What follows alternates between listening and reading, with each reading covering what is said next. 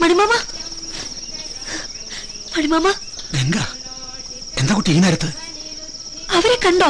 ആ സ്ത്രീയെ, റസിയ പടുപ്പുരയിൽ ഇരിപ്പുണ്ടായിരുന്നില്ലേ?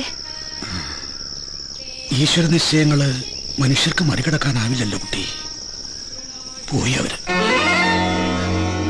കുറെ മുമ്പ് മഴയത്ത് ഒരു നിഴല് പോലെ പോണ കണ്ടു.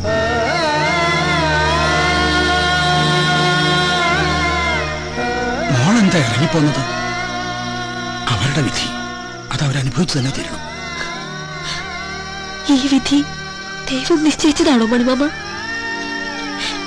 തീരുമാനിക്കാൻ ഈശ്വരൻ എന്നെ ഏൽപ്പിച്ചിരിക്കല്ലേ? എന്റെ ഒരു കയ്യൊപ്പിലല്ലേ ഒരാളുടെ ആയുസ്? എന്റെ വിരൽ തുമ്പത്തല്ലേ അയാളുടെ ജീവൻ?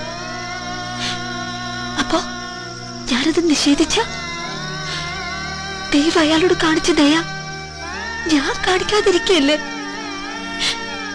ആ പാവ സ്ത്രീയുടെ പ്രാർത്ഥനയ്ക്കും കണ്ണീരിനും എന്റെ മുമ്പിൽ ഒരു വിലയില്ലാണ്ടാവുമല്ലേ?